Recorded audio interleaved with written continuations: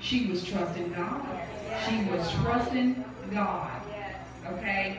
So that's why I think that she's such a great mother of the Bible, because she protected that baby. And then when it came time, she put him in that old boat and she sent him down the river and she trusted God. And guess what? Her trust was justified. And it came to fruition because she ended up being his nursemaid. And she took care of him, and she raised him, and she directed him, she protected him, she guided him along the way. And that's exactly what the way that God meant for it to happen.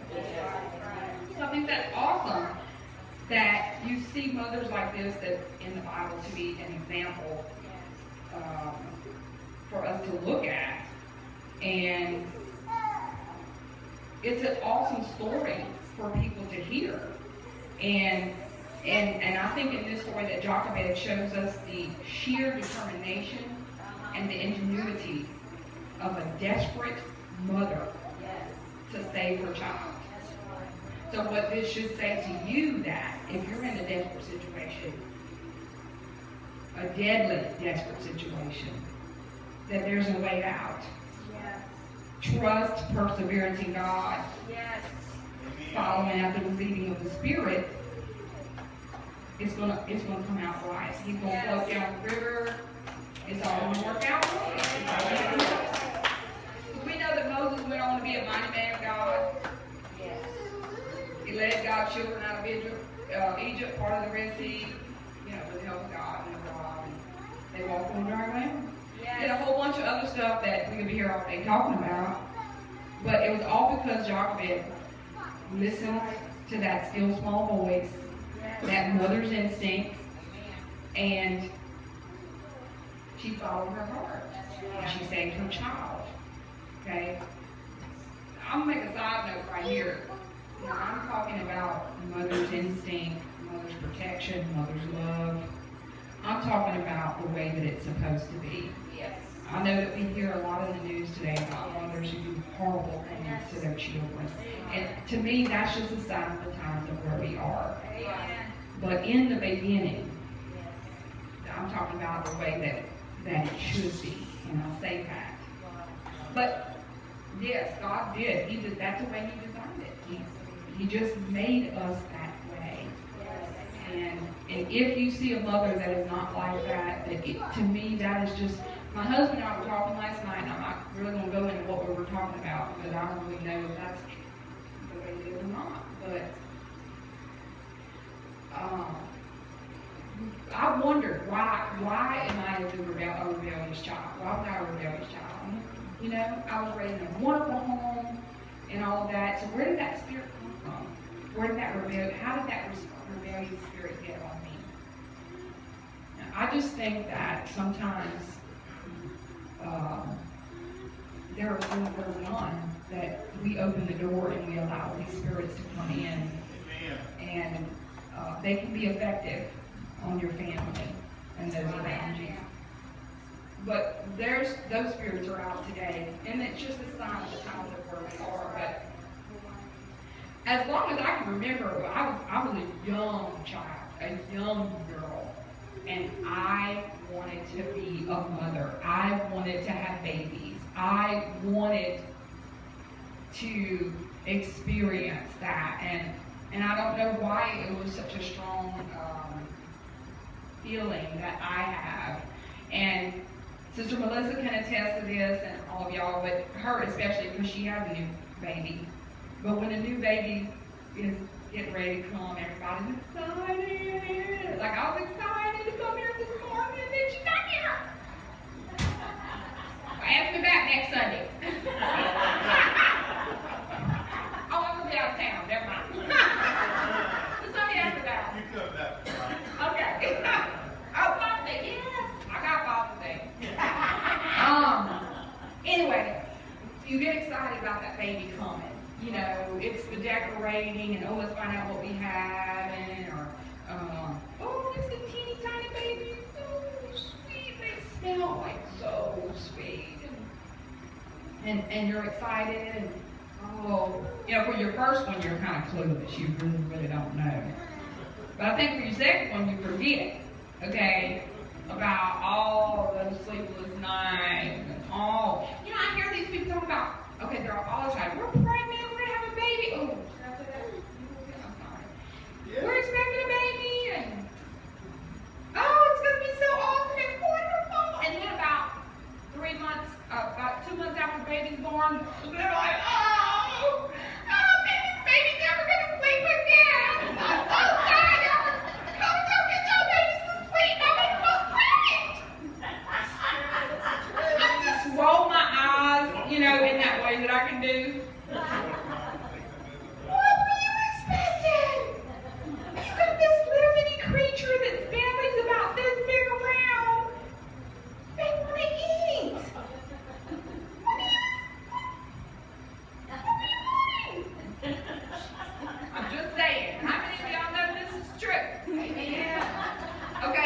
So we're excited about the new baby that comes along, but we forget about the exhaustion. That's right. Some ladies suffer from postpartum depression.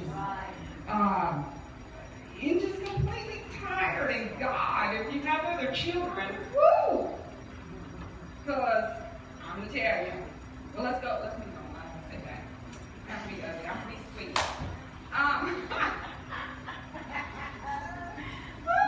I've had 4, so it just seemed like that in between my first 2 were 21 months apart. Okay. Well, I just forgot all about waking up in the middle of the night. You just forget about that. Okay. And then I had another one, and then I had another one. Whew. So we forget about those sleepless nights that come. The sickness, what about when they're sick? Oh, Lord. This one was 2 weeks old, diagnosed with double pneumonia in the hospital on a ventilator for 9 days. Didn't know whether she was going to live or die. That's a whole other day. And she was doing great up until the time she got sick, as far as sleeping and all that. And then she gets this double pneumonia, and she's in the hospital. Oh, well, they up coddling her and feeding her and whatever they do in the ICU at all hours of the night. And so by the time Candace comes home, guess what? Candace don't want to sleep. She wants somebody to sit up and hold her. So, I can remember rocking that swing thing or whatever it was. Please, baby, go to sleep. We think that those are the hard times. Those are the difficult times, okay? But when my first baby was born, I'll just tell y'all, I wasn't but 16, okay? And I just thought that he was my little plaything. He was my little toy. And, my mother, I was married, we were married. My mother wanted to take him away from me. And I said, oh no. Mm-mm. At 16, he belongs to me. He's mine. He belongs to me. That's my baby. Okay? I just believe that mothers are born with that instinct to take care of their baby. They may not know everything, but they're going to learn. Trial and error. Okay? But Travis he's my only son. He was the most precious